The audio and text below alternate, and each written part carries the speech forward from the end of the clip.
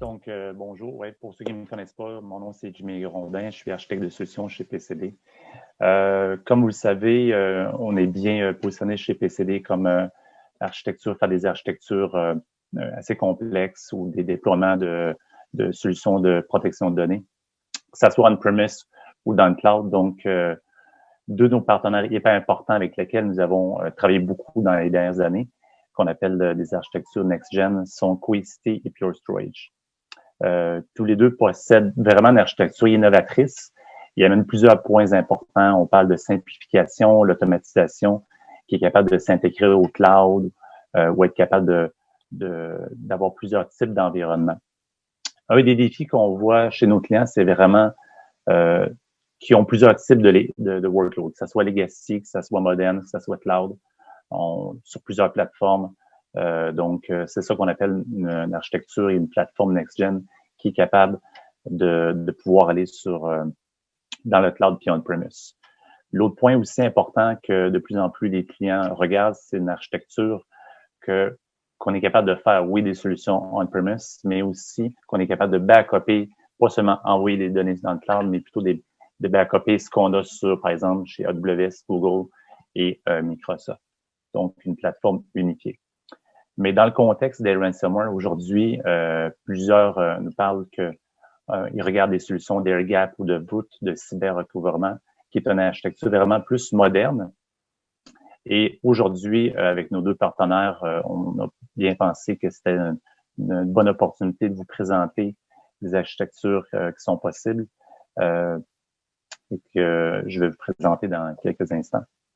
Next slide. Donc, quand on parle à nos clients, on leur pose beaucoup de questions, vraiment, c'est quoi leur but, qu'est-ce qu'ils veulent faire. Donc, une des questions qu'on pose, c'est vraiment, quels sont les défis qu'ils ont dans leur organisation au niveau de la protection de données. Puis comme on voit à l'écran, c'est vraiment plutôt l'efficacité d'améliorer la protection de données, que ce soit les RPO ou les RTO. Donc, vraiment avoir des données qui sont récupérables, mais aussi des récupérer rapidement. Donc, c'est vraiment plutôt ces points-là qui reviennent plus souvent. Donc, aujourd'hui, nos experts, Martin Paris, System Engineer, Stéphane Girard, System Engineer Martin Paris, System Engineer chez Cohesity, Stéphane Girard, System Engineer chez Pure Storage et Manuel Abelan, un de nos conseils seniors que sûrement vous connaissez. Prochaine slide. Je voulais remercier aussi nos deux commanditaires de la session d'aujourd'hui, Pure Storage et Cohesity. Merci, Jimmy. Merci de l'introduction puis de nous recevoir ici aujourd'hui. Moi, c'est Martin Paré, je suis le SE ou prévente technique chez Cohesity depuis un petit peu plus de 3 ans, mais bientôt 3 ans et demi ici chez Cohesity. Je couvre la province de Québec, Montréal avec un collègue, John Burton, puis la région de Québec avec un autre collègue, Patrick Larochelle. Maintenant, pour la protection des données.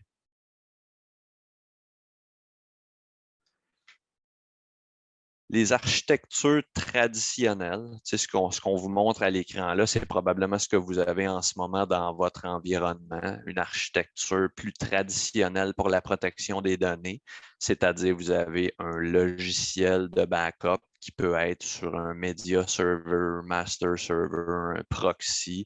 C'est le logiciel qui va faire le mouvement de données. Vous avez besoin d'avoir du stockage. Ça peut être du stockage dans les serveurs ou du stockage sur un appliance de stockage. Peut-être vous avez des gateways pour le cloud, pour la gestion du metadata long terme, des gestionnaires pour les librairies. Fait que ça fait quand même dans la protection des données ou le stockage secondaire, on a plusieurs silos. Ça peut même être des outils de compagnies différentes avec un data domain pour le stockage puis un logiciel de backup. Fait que même dans cet environnement-là, on a plusieurs consoles, parfois même plusieurs compagnies pour gérer ça. Ça l'amène une complexité, puis ça l'amène aussi une surface d'attaque. Protéger cet environnement-là pour les ransomware peut devenir un défi aussi. Puis là, ici, on montre l'architecture de production. Quand on s'en va en DR, souvent, on va avoir une copie de ça, mais cette copie-là va amener le double de la complexité, peut avoir les mêmes outils, mais on va en avoir une deuxième copie qui doit être gérée de façon indépendante. Puis quand on amène ça dans le cloud, ici, on est capable de voir qu'on peut avoir aussi une autre infrastructure, d'autres complexités. Chez Cohesity, on appelle ce problème-là la fragmentation de masse des données. La façon que nous, on va adresser ça, Cohesity est une plateforme. La différence avec ce qu'on montrait tantôt du backup traditionnel, c'est que pour nous, le logiciel, le système d'exploitation, puis le file system ou le système de fichiers ou le stockage, tout ça fait partie de la même plateforme et est développé par nous. Fait qu'on a une console de gestion pour adresser tout ça, puis on a une approche basée sur des nœuds. Fait qu'on peut appeler ça des nœuds hyper convergés ou des nœuds scale-out, une architecture distribuée. Ce que ça va nous permettre de faire, c'est d'avoir cette plateforme-là qui est fermée, qui est endurcie ou hardened pour le dire en anglais, mais d'avoir une surface d'attaque réduite, des composantes propriétaires, fait que notre propre système de fichiers ne peut être écrit qu'avec notre logiciel de backup. SpanFS, c'est notre système de fichiers, ce n'est pas NTFS ou XFS. Puis cette plateforme-là va être livrée par nœud. Dépendant de la grandeur de l'entreprise, on a peu de nœuds, beaucoup de nœuds, mais on va tout gérer ça à travers une même interface de gestion. Tu sais, pour prendre un exemple, comme je disais tantôt, Desjardins est un de nos clients, puis je pense qu'il y a des gens Desjardins sur l'appel aujourd'hui, fait que mais ils vont me garder honnête, mais ils ont commencé avec un nombre réduit de nœuds, puis à travers le temps, plus ils migraient de données vers nous, ils ont ajouté des nœuds. Tout ça était toujours dans les mêmes points de gestion. Fait qu'il y avait 2 clusters, mais ces clusters-là ont grandi de une dizaine de nœuds à une centaine de nœuds par cluster. Puis tout ce que ça fait, c'est qu'on a un plus grand pool de données. Puis on est capable de gérer ça quand même avec la même interface de gestion. Puis c'est nous, c'est Cohesity qui va distribuer la charge derrière. C'est ce qu'on fait en mode production ou sur le site de production. C'est ce qu'on fait sur le site de DR. On peut faire la même chose dans le cloud, puis on est capable de gérer tout ça, toute cette plateforme-là à travers une interface unique qu'on appelle Helios. Je vais vous le montrer tantôt. Mais on est capable de gérer ces clusters-là ou ces points de gestion différents-là à travers une console. Mais indépendamment de la simplicité de la console, ce qui fait que c'est simple gérer du Cohesity ou implanter du Cohesity, c'est la nature distribuée, puis en mode appliance de Cohesity. Ça peut être des appliances physiques, virtuelles ou dans le cloud, mais en bout de ligne, on gère une plateforme.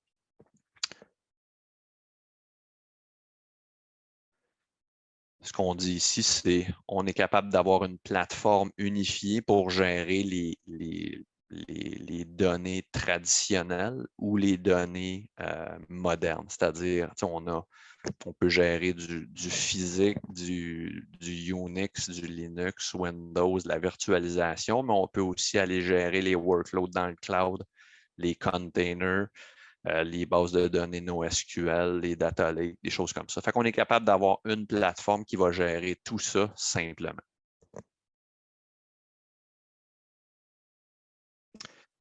Fait que l'avantage de notre architecture, j'ai expliqué un petit peu la simplicité du scale-out, c'est-à-dire tout ce qu'on a à faire pour grandir la plateforme, excusez-moi, c'est d'ajouter des nœuds.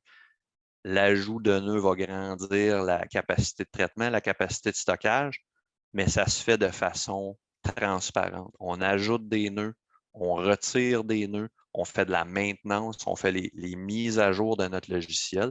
Tout ça se fait pendant qu'on fait des backups, pendant qu'on fait des recouvrements. Fait que même à une centaine de nœuds, on peut faire des mises à jour de code, puis on a quand même notre service qui est toujours disponible pour faire des backups et du recouvrement. Ce qui est vraiment différent d'avoir un logiciel de backup sur un Windows qui est écrit sur une unité de stockage. Ça fait des environnements très, très complexes.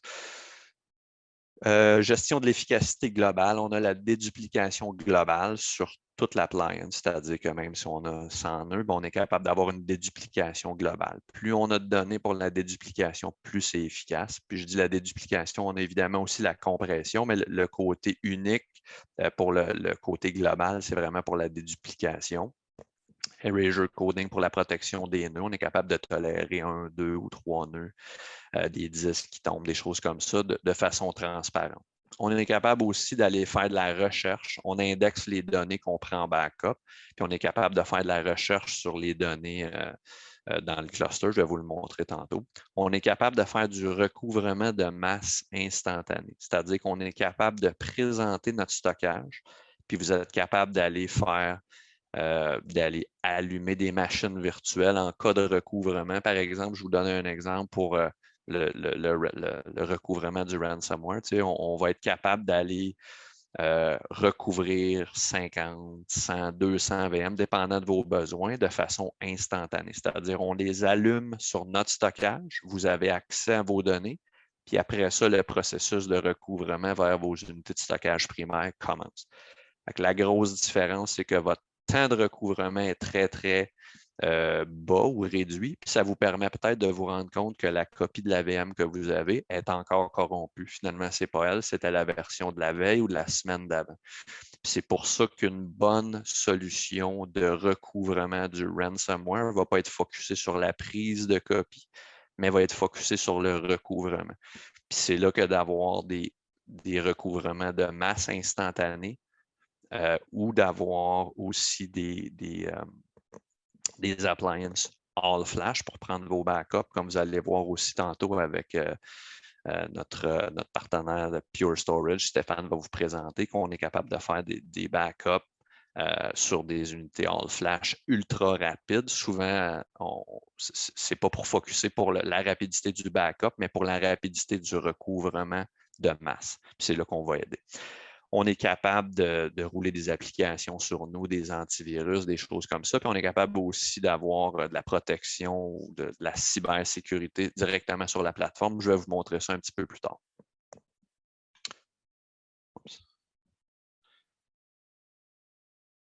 Je ne passerai pas trop de temps sur l'architecture, ça reste quand même technique, mais le différenciateur de Cohesity versus les autres solutions du marché, c'est qu'on est un logiciel de backup qui a développé son propre file system, puis qui est capable d'utiliser le file system pour faire des choses uniques dans le monde du backup.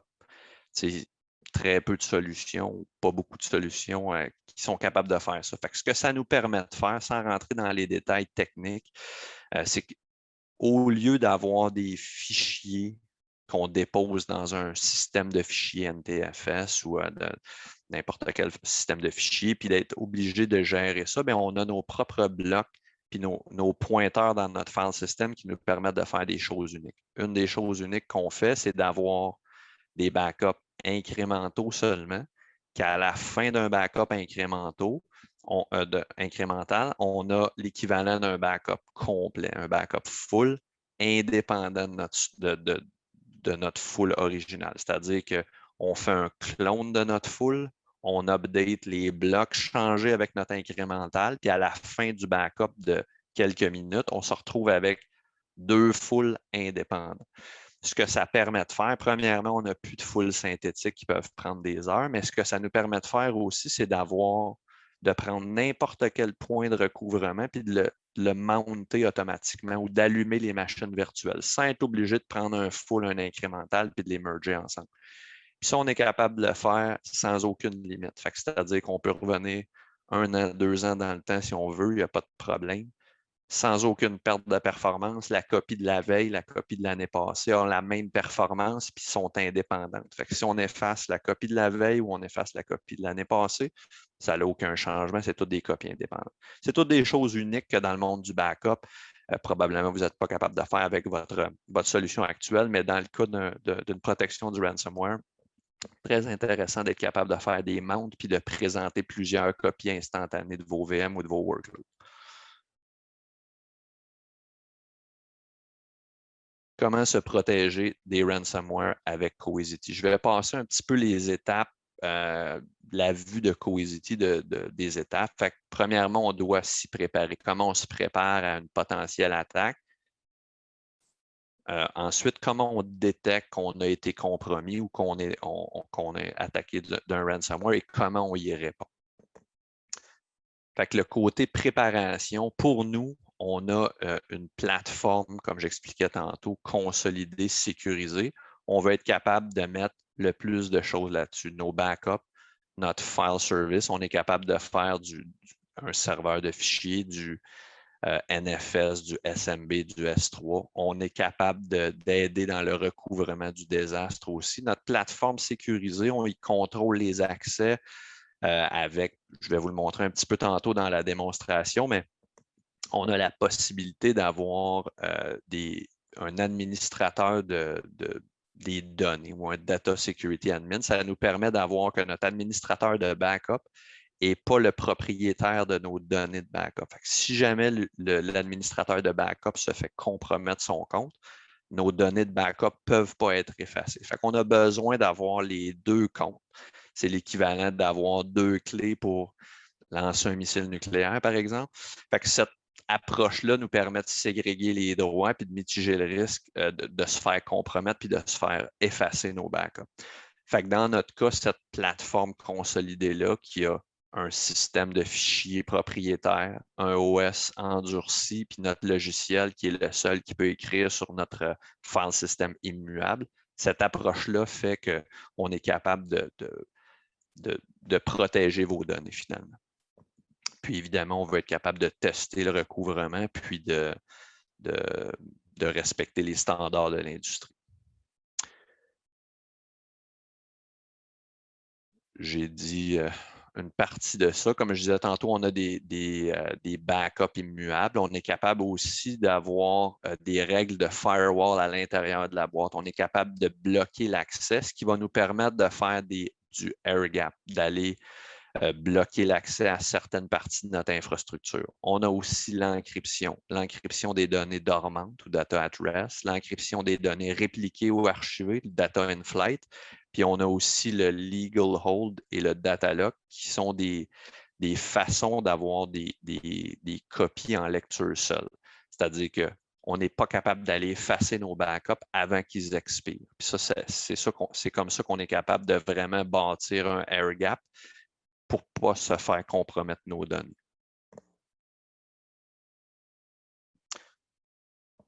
Une fois qu'on est bien préparé ou nos données sont sécurisées, on va avoir un moyen de détecter le ransomware. Dans notre cas, on n'est pas une compagnie, on n'est pas un antivirus, on ne va pas aller inoculer vos données, par exemple, mais on va aller détecter des anomalies dans vos copies. Fait qu'on veut s'assurer que, par exemple, les acteurs du ransomware aujourd'hui vont souvent essayer d'aller attaquer les logiciels de backup, aller essayer d'attaquer vos données de backup, aller effacer vos backups pour que vous soyez plus enclin à payer la rançon. Mais si vous avez du Cohesity et ils ne sont pas capables de le faire, souvent ils vont aller encrypter les données dormantes, vont attendre une période qui pense que vous n'aurez plus de backup rapide, que vous allez être obligé d'aller retourner dans vos archives, puis ensuite, ils vont aller demander une rançon. Bien, cette encryption dormante-là, on veut être capable de la détecter. Puis nous, on détecte les anomalies. Je vais vous le montrer tantôt. On est capable de détecter les anomalies puis d'identifier les sources infectées puis les objets. Vous pouvez le voir ici, je vais vous en faire une démo tantôt, mais on est capable d'aller détecter, comme j'expliquais, les anomalies. Vous pouvez le voir dans le bas, le graphique par exemple, on peut détecter des taux de changement anormaux. Si vous êtes à 1% de changement par jour, puis soudainement, vous tombez à 3, 4, 5%, on va vous flaguer une anomalie. Ensuite, vous allez pouvoir utiliser notre engin de recouvrement instantané pour vous présenter la VM peut-être la veille ou elle qu'on a identifiée comme étant anormale, puis d'aller voir c'est quoi le problème sur cette VM-là, puis d'aller vous recouvrir une version que vous voyez qu'on considère normale. Fait que le taux de changement, l'entropie, c'est combien aléatoires sont maintenant rendus vos données. Puis on est même capable de voir si je suis plus capable de compresser ou de dédupliquer les données. C'est potentiellement parce que vous avez des données qui commencent à être encryptées.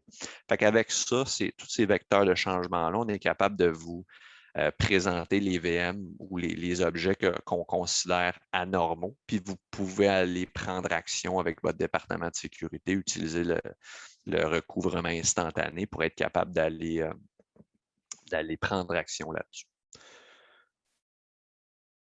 Puis la réponse, comme j'expliquais un peu tantôt, on est capable de se faire des plans de recouvrement puis de faire du recouvrement instantané. Je vais passer un petit peu rapidement là-dessus, mais on peut le faire au niveau du fichier ou au niveau de l'objet, la machine virtuelle. On peut aller chercher des fichiers rapidement ou d'aller monter des VM, même plusieurs centaines de VM instantanément avant de faire notre recouvrement. Principe de voûte de cyber-recouvrement ou solution air-gap. Chez Cohesity, la définition d'un air-gap, ça peut être différent pour tout le monde. J'ai des clients qui ont des tapes dans une boîte sur une tablette, puis ils considèrent ça comme une solution d'air-gap. Puis c'est vrai en bout de ligne, c'est-à-dire que tu as tes données dans un endroit inaccessible. Sauf que si tu perds la moitié de tes VM, puis je te ramène une boîte de tape, le recouvrement va être long, ce qui peut défier le but d'avoir cette solution-là. Puis on a tous vu les exemples dans la dernière année des compagnies qui se sont fait compromettre. Le temps de recouvrement est hyper important. Fait que pour nous, le air-gap, c'est d'avoir un file system immuable, d'être sur un réseau isolé, puis d'avoir des données qu'on ne peut, dans le fond, d'avoir des backups en mode read-only, qu'on n'est pas capable d'aller effacer avant la période d'expiration. On a déjà reçu une question, Martin. Donc, pour toi, quelle est la différence entre les solutions de Cohesity versus les autres plateformes modernes quand on parle de backup base de données Oracle/SQL? Je sais que Stéphane, ça pourrait t'intéresser aussi. Oui, ben, je ne sais pas si la question est pour moi, mais la différenciation qu'on a avec des autres plateformes modernes, on a un agent SQL, on a un agent Oracle qui nous permet de prendre des backups, de clairer les logs, de gérer le catalogue Airman. Je dirais l'approche plus traditionnelle. On fait ça, puis on ne charge pas pour les agents. On charge en back-end terabyte, fait que tu peux prendre l'agent que tu veux, puis c'est inclus. Mais là où on va se différencier, c'est notre façon ou notre habilité à faire des copies ou des clones. Par exemple, je donne un exemple pour Oracle. Je peux prendre un backup de la prod à tous les jours. Ben, peut-être que le matin, je veux présenter 10 copies clones éphémères de cette base de données-là à 10 développeurs ou à 10 DBA.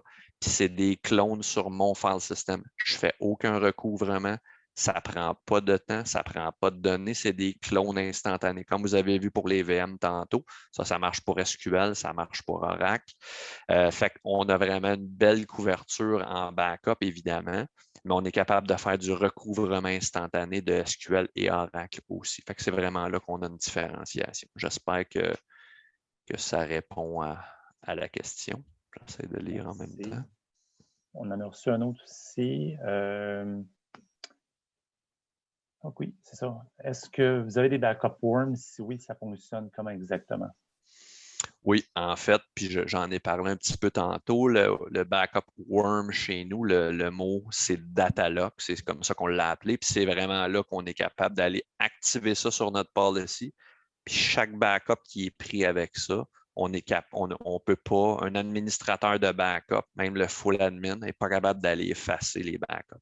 Fait que ça, c'est pour tout ce qu'il y a sur l'appliance locale. On est capable aussi de le faire pour les voûtes d'archives, que ce soit dans le cloud ou par exemple sur un FlashBlade, puis on est capable, dans le fond, d'aller bloquer cette archive-là pour que nous, on ne puisse pas aller l'effacer. Ensuite, il reste juste à activer le mécanisme de protection sur cette voûte-là, soit dans le cloud ou sur l'appliance Pure, par exemple, ou un NFS ou du S3. Fait que c'est comme ça qu'on l'a. Merci. Pour respecter le temps, je vais passer la parole à Stéphane. Donc, enfin, le produit qui nous intéresse, c'est Flash Recover. Flash Recover, c'est un produit Pure Storage et c'est powered by Cohesity. Donc, c'est quoi la distinction? C'est un produit que nous, on a fait en allant voir Cohesity, en espérant de faire un best of breed et en essayant d'augmenter les capacités de ce que Cohesity était capable de faire. Je fais une distinction là, entre améliorer. Là, on n'essaie pas d'améliorer, on essaie d'augmenter. Ce que Cohesity a déjà fait. On a une vision de simplicité chez Pure Storage, on a une vision de longévité aussi de nos produits, mais ce qu'on fait, nous aussi, du storage, et puis Cohesity semblait un fit parfait pour un produit, et puis Martin en a parlé un peu, qui s'appelle Flash Recover. Parce que ce qu'on a remarqué avec le temps, un peu comme une police d'assurance qu'on ne se sert jamais, personne n'a besoin de backuper. Les gens ont besoin de restaurer, comment rapidement ils sont capables de restaurer, comment efficacement ils sont capables de gérer ça. Et la pandémie a probablement accéléré ça ou augmenté notre visibilité par rapport à ça parce que tout le monde avait peut-être un peu plus de temps sur les mains, incluant les hackers. Donc, on a vu beaucoup d'exemples de ça. À travers la pandémie. Puis, les gens qui s'en sont sortis plus facilement, c'est ceux qui avaient une meilleure préparation à ces choses-là. Le but de la présentation ici, ce n'est pas trop de parler des produits spécifiquement, mais il faut quand même faire un petit parallèle là, sur quels produits spécifiquement on utilise chez Pure pour joindre à Cohesity. Donc, en commençant par la gauche, les clients qui sont au courant de nos produits, c'est le FlashArray. C'était le premier produit qu'on a sorti en 2009. Donc, c'est notre stockage low latency block pour lequel on a quand même fait une évolution importante de la gestion de la NAND. Donc, on a fait en 2017 un spin-off de cette gestion de NAND-là dans un file system parallèle et on l'a appelé FlashBlade ici. Donc, le stockage blanc que vous voyez au milieu s'appelle le FlashBlade et il est complètement NVMe depuis sa fabrication. Donc, celui-là, il a été fait ultimement pour faire du parallélisme dans le but de faire du AI, parce que le AI, l'analytique, tout ça, requiert beaucoup de parallélisme. Donc, cette machine-là, on parle d'un throughput d'environ 1 gigabyte par seconde, donc 10 gigabits par seconde par blade. On peut scaler jusqu'à 150 blades. Donc, vous l'aurez compris, on a vite l'agrégation de plusieurs interfaces 100 gigabits avec un flash blade. Pourquoi? Bien, évidemment, pour nous permettre d'avoir une restauration rapide par rapport à tout ça. Petit parallèle par rapport à la performance, là, évidemment, écoutez, je vais passer à la prochaine slide à la place. Par rapport à la performance, vous l'aurez compris, c'est un peu par défaut que le FlashBlade est capable de faire autant de performance parce qu'on l'a designé pour être parallèle. Et c'est par un client qu'on a finalement découvert que c'était une bonne idée de faire des restaurations. Je vais revenir un petit peu plus loin avec une anecdote sur celui-là. Donc, en commençant par la droite, le FlashBlade, dans le contexte de Flash Recover, vient nous donner une performance extrême, nous donne une excellente capacité par la gestion de la NAND et la proactivité qu'on a de gérer tout ça. Et tout ça dans le but de réduire vos coûts ou de réduire vos dépenses par rapport à ça. Peut-être le parallèle que je pourrais faire par rapport à ça, je l'ai vu pendant la pandémie, peut-être certains d'entre vous l'ont vu, cette chose-là est en train de changer avec le temps, c'est qu'on dirait que les gens n'utilisent pas tous la même calculatrice. Évidemment, tout le monde chez Pure, on ne fait que du flash. Donc, j'ai eu plusieurs commentaires par rapport à ça. Certains m'ont déjà dit, mon Dieu, Stéphane, on va faire du backup sur du NVMe. On ne fait même pas notre primary storage sur du NVMe. Pourquoi on parle de ça aujourd'hui? Il y a plusieurs coûts à ne pas être capable de restaurer rapidement, mais surtout, votre RPO, RTO est une fonction l'un de l'autre. Si ça vous prend 4 jours à restaurer, bien évidemment, votre RPO devient 4 jours plus vieux. Puis là où je reviens à l'anecdote que j'ai vue, c'est que j'ai vu sur LinkedIn, je pense que c'était l'été passé, quelqu'un qui était un organisme public. Là, je ne dis pas ça parce que c'est public, mais c'est parce que ça donne que c'est ça. On a pris 20 jours à se rétablir d'un ransomware. Et puis, à la fin de ça, on s'est quand même un peu, puis là, je ne veux pas réduire l'acte de ces gens-là, mais on s'est quand même vanté d'avoir sauvé de l'argent en restaurant les données. Je pense que cette philosophie-là ou cette façon de penser-là tend à disparaître parce que je ne vois pas comment on pourrait arrêter de fonctionner une compagnie privée pendant 20 jours et puis à la suite de 20 jours, commencer à penser qu'on a sauvé de l'argent en restaurant les données. Donc, on est un petit peu plus en real time ici avec la solution qu'on vous parle. Et le client le plus flagship que je dirais par rapport à cette solution-là, c'est un client qui est venu nous voir puis que lui, il a dit carrément, moi, j'aimerais donner à ma clientèle, c'est une compagnie d'hosting qui rend un service chez des clients en ligne, et lui, c'était son SLA d'avoir un temps de recouvrement de 4 heures avec ses clients, peu importe la taille du client. Donc, évidemment, il n'y a pas 1000 façons de faire ça, c'est d'avoir du recouvrement instantané, d'avoir une plateforme de stockage étant capable d'héberger tout ça. Puis là où on vient augmenter les fonctionnalités de Cohesity, bien, Martin vous les a présentées tantôt par rapport à le recouvrement instantané d'une VM. Bien évidemment, si cette VM-là roule sur un stockage tout NVMe, bien évidemment, je n'ai pas de compromis par rapport à la performance de démarrer ces VM-là. Donc, quand on parle de recouvrement instantané, on parle d'un recouvrement instantané sans compromis. Évidemment, vous l'avez vu aussi, et puis Martin en a parlé, lors d'un ransomware, je ne vais pas faire une restauration, je vais probablement en faire 3, 4 ou 5 pour essayer de trouver la version ou la copie de données avant l'infection de tout ça. Donc, évidemment, il y a des moyens de détecter, mais quand vient le temps de recouvrir, il y a beaucoup d'essais-erreurs à essayer de trouver la bonne version qui me permet maintenant de rebrancher et de repartir en production par rapport au moment critique où c'est arrivé. Souvent, les ransomware vont être présents dans le système avant qu'on ait une encryption ou avant qu'on l'ait ultimement détecté. Donc, ici, je vous présente l'architecture typique de la version Gold que Martin vous a présenté tantôt. Évidemment, il y a moyen de faire des versions abrégées de ça avec un simple site ou un site avec une réplication ou en utilisant le cloud. Donc, de votre stockage primaire, dans ce cas-ci, un flash array qui en passant à une intégration complète avec Cohesity pour ce qui est de la prise en charge des backups, ce qu'on a fait dans Flash Recover, bien, on a décuplé le compute de Cohesity du stockage avec le FlashBlade. Donc, ça nous permet de faire un environnement assez compact puisque le FlashBlade est très, très dense en capacité et parce qu'on offload certaines fonctionnalités de stockage dans le FlashBlade, les nœuds Cohesity présentés dans le contexte de Flash Recover vous donnent une meilleure performance, une meilleure efficacité par nœud parce qu'il y a certaines fonctionnalités qui sont prises en charge par le FlashBlade.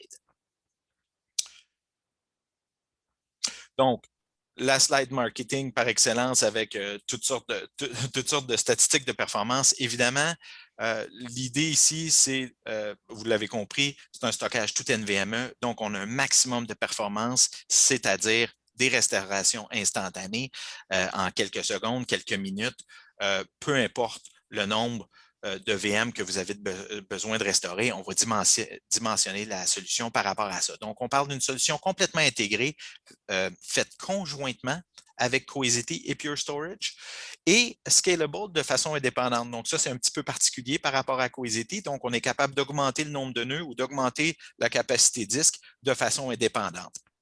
Évidemment, toujours avec un esprit de simplicité. Dans ce cas-ci, pour ceux qui ont utilisé nos produits, vous aurez remarqué que tout était très simple chez Pure Storage au niveau de l'utilisation. Donc, à ce moment-ci, on offre un business continuity traditionnel hors pair, mais aussi une robustesse par rapport au ransomware et au recouvrement de tout ça.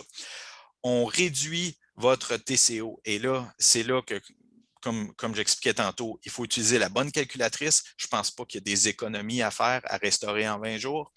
Loin de là. On ne s'attend plus à ça de personne. Pareil comme on ne s'attendait pas à ce que le téléphone manque, on ne s'attend pas aujourd'hui à ce que notre lien Internet ne fonctionne plus. On ne s'attend pas non plus à avoir une coupure de service, peu importe la nature de notre business. Donc ici, on donne une expérience plus moderne à à votre infrastructure de backup en utilisant des technologies d'avant-garde et aussi en utilisant le cloud. Et au niveau de la protection de vos investissements, ben, peut-être ça, c'est peut-être un petit peu plus propre à Pure Storage. Pour ceux qui connaissent le programme Evergreen, bien évidemment, il n'y a pas de fin de vie à un stockage Pure Storage. Donc, on va le faire évoluer dans le temps, puis on va pouvoir changer en cours de route les blades dans le Flash Blade pour le garder courant et d'avoir une technologie récente, une capacité récente par rapport à ça. Donc, on va pouvoir changer de façon dynamique les nœuds Cohesity et pouvoir faire vivre le FlashBlade tout aussi longtemps qui fera du sens dans votre infra.